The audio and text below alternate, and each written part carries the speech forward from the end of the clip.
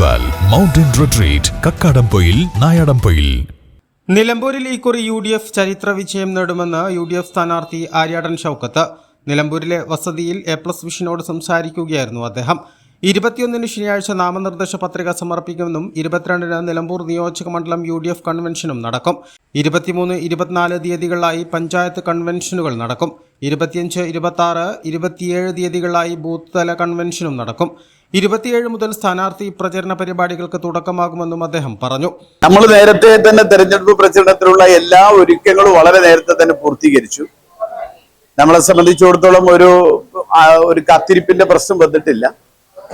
മാത്രമല്ല, ഈ ശനിയാഴ്ച നോമിനേഷൻ കൊടുക്കുന്നു 21-ാം തീയതി. 22-ാം തീയതി വിപുലമായ കൺവെൻഷൻ, നിയോജകമണ്ഡലം കൺവെൻഷൻ. 23, 24 തീയതികളിൽ പഞ്ചായത്ത് കൺവെൻഷൻ. 25, 26, 27 തീയതികളിൽ ബൂത്ത് തല കൺവെൻഷൻ. 27-ാം തീയതി മുതൽ സ്ഥാനാർത്ഥി പര്യടനം. 27 മുതൽ 5-ാം തീയതി വരെ സ്ഥാനാർത്ഥി പര്യടനം. ഈ രൂപത്തിലാണ് ക്രമീകരിച്ചിട്ടുള്ളത്. എന്തായാലും എവിടെ ചെല്ലുമ്പോഴും വളരെ സ്വാഗതാർഹമായ ഒരു സ്വീകരണമാണ് ലഭിച്ചുകൊണ്ടിരിക്കുന്നത്.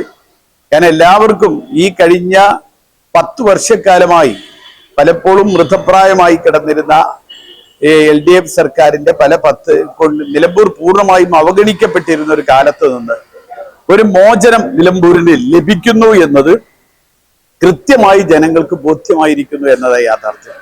നിലമ്പൂരിന്റെ ബൈപ്പാസ് ആവട്ടെ, എടക്കര ബൈപ്പാസ് ആവട്ടെ, നമ്മുടെ മലയോര ഹൈവേയുടെ പുതിയ റോഡാവട്ടെ, പുതിയ 3-ാം റീച്ച് ആവട്ടെ, അതുപോലെയുള്ള ഗവൺമെന്റ് കോളേജിന്റെ സ്ഥലമെടുപ്പും അതിന്റെ പദ്ധതിയാവട്ടെ, നിരവധിയായ കാര്യങ്ങൾ നമുക്ക്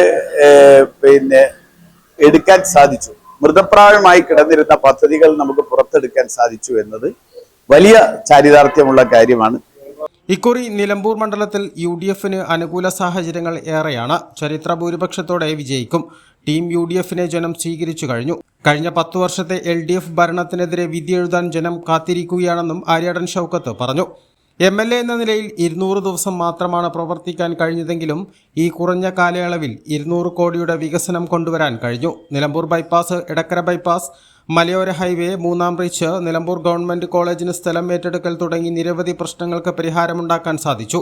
ഗവൺമെന്റ് ഇനിയും തിരിഞ്ഞു നോക്കാത്ത വിഷയങ്ങളുണ്ട്. നിലമ്പൂർ KSRTC ബസ് സ്റ്റാൻഡ്, പ്രളയ ബാധിതരായ ആദിവാസികളുടെ പുനരധിവാസം, കൂടാതെ വാണിയമ്പുഴ നഗർ നിവാസികളും താനും കോടതിയിൽ പോയതുകൊണ്ടാണ് ഇരുട്ടുകുത്തി പാലത്തിന്റെ പുനർനിർമ്മാണം തുടങ്ങാൻ കഴിഞ്ഞത്. ഇക്കുറി വലിയ പിന്തുണയാണ് നിലമ്പൂരിലെ ജനങ്ങൾ നൽകുന്നതെന്നും ആര്യാടൻ ഷൗക്കത്ത് പറഞ്ഞു. നമ്മൾ വളരെ കൃത്യമായി നമ്മൾ പറഞ്ഞല്ലോ, നമുക്ക് 7 മാസത്തെ 200 ദിവസമാണ് എനിക്ക് പ്രവർത്തിക്കാൻ കിട്ടിയത്. അപ്പൊ ആ 200 ദിവസം എന്ന് പറഞ്ഞാൽ അതിനിടയിൽ പഞ്ചായത്ത് ഇലക്ഷൻ വന്നു. അന്നും ഇതേപോലെ ഇലക്ഷന്റെ പ്രോട്ടോകോൾ വന്നു. അതൊക്കെ കഴിച്ചാൽ 200 ദിവസമാണ് വാസ്തവത്തിൽ എനിക്ക് പ്രവർത്തിക്കാൻ കിട്ടിയത്. ആ 200 ദിവസം കൊണ്ട് 200 കോടി രൂപയുടെ പദ്ധതികൾ നമുക്ക് കൊണ്ടുവരാൻ സാധിച്ചു. പക്ഷെ അതൊക്കെ പറയുമ്പോഴും ഗവൺമെന്റ് ഇപ്പോഴും തിരിഞ്ഞു നോക്കാത്ത 2-3 മേഖലയുണ്ട്. അതായത് നമ്മുടെ KSRTCയുടെ ബസ് സ്റ്റാൻഡ്, അതുപോലെ തന്നെ നമ്മുടെ ആദിവാസി മേഖലയിൽ അതന്നെ നമുക്ക് പാലം ലഭിച്ചത് കോടതിയിൽ പോയിട്ട്, ഞാനും വാണിയമ്പുഴ കോളനിയിലെ സുധയും കൂടി ഹൈക്കോടതിയിൽ പോയതിന്റെ അടിസ്ഥാനത്തിലാണ് ആ പാലം ലഭിച്ചത്. ആ പാലത്തിന് പണി പൂർത്തീകരിക്കുന്നു. എങ്കിലും അവരെ പുനരധിവാസം ഇതുവരെ കേരളത്തിലെ സർക്കാരിന് പൂർത്തീകരിക്കാൻ സാധിച്ചിട്ടില്ല.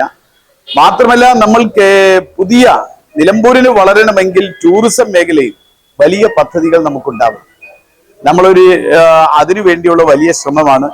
ഇന്ത്യയിലെ ഇന്ത്യ രാജ്യത്ത് തന്നെ ടൂറിസം ഡിപ്പാർട്ട്മെന്റിന്റെ കേന്ദ്ര ടൂറിസം സെക്രട്ടറി അദ്ദേഹം ഉദ്ഘാടനം ചെയ്തുകൊണ്ടാണ് നമ്മുടെ 2 ദിവസത്തെ കോൺക്ലേവ് നമ്മൾ നടത്തിയ. ഇന്ത്യയിലെ തന്നെ പ്രമുഖരമായ ടൂറിസം ഓപ്പറേറ്റേഴ്സ്, പ്രൊഫഷണൽസിനൊക്കെ നമ്മൾ ഇവിടെ കൊണ്ടുവന്നു. നമ്മൾ വിപുലമായ ഒരു ടൂറിസം കോൺക്ലേവ് നമ്മൾ നടത്തി. എന്തായാലും നിലമ്പൂരിന് വളരണമെങ്കിൽ ടൂറിസം മേഖലയിലെ വലിയ വികസനം നമുക്ക് സാധ്യമാവണം എന്നതാണ് യാഥാർത്ഥ്യം. അതിനൊക്കെ വേണ്ടിയുള്ള കർമ്മ പദ്ധതികൾ ആവിഷ്കരിച്ചുകൊണ്ട് വികാസ് വിഷൻ 2040, ഒരു 2040 നിലമ്പൂർ എങ്ങനെയാവണം എന്നതിനെ കുറിച്ചുള്ള ചർച്ചകളും ചിന്തകളും ഒക്കെ നമ്മൾ ശേഖരിച്ചുകൊണ്ട് ഒരു വലിയ കർമ്മ പദ്ധതിയാണ് നമ്മൾ ആവിഷ്കരിക്കാൻ പോകുന്നത്. നിലമ്പൂരിൽ നിന്നും ഇക്കുറി 1-ൽ കൂടുതൽ MLA-മാരുണ്ടാകും. താനും VS ജോയിയും അഷ്റഫ് അലിയും വിജയിക്കുമെന്നും ആര്യാടൻ ഷൗക്കത്ത് കൂട്ടിച്ചേർത്തു. UDF നിലമ്പൂരിന് 3 ജനപ്രതിനിധികളെ തെരഞ്ഞെടുക്കാനുള്ള നിലമ്പൂരിന്റെ മണ്ണിൽ നിന്ന് 3 പേര്, VS ജോയി, TP അഷ്റഫ് അലിയും ഞാനും അടക്കം 3 പേരാണ് ഈ തെരഞ്ഞെടുപ്പിൽ നിലമ്പൂരിൽ നിന്ന് മത്സരിക്കുന്നത്. ഞങ്ങൾ എല്ലാവരുടെയും വിജയം ഉണ്ടാവും എന്ന് തന്നെയാണ്, ഒരു സംശയം ആ കാര്യത്തിലില്ല. നിലമ്പൂരിന് ഒരു 3 MLA-മാരെ നൽകാൻ കഴിയുന്ന ഒരു മുന്നണി കൂടിയായി UDF നിലമ്പൂർ മാറുകയാണ്. തീർച്ചയായും ടീം UDF, ആ ടീം UDF-ന്റെ വിജയമാണ് വാസ്തവത്തിൽ. മുഴുവൻ പഞ്ചായത്തുകളും നഗരസഭയും പിടിച്ചു. ബ്ലോക്ക് പഞ്ചായത്തിൽ പ്രതിപക്ഷത്തിരിക്കാൻ ഒരു മെമ്പർ പോലും ഇല്ല. അതേപോലെ തന്നെ ജില്ലാ പഞ്ചായത്ത് മുഴുവൻ നമ്മൾ നേടി. തെരഞ്ഞെടുപ്പിൽ ബൈ ഇലക്ഷനിൽ നമ്മൾ നിലമ്പൂർ 11,000 വോട്ടിന് നമ്മൾ തിരിച്ചു പിടിച്ചു.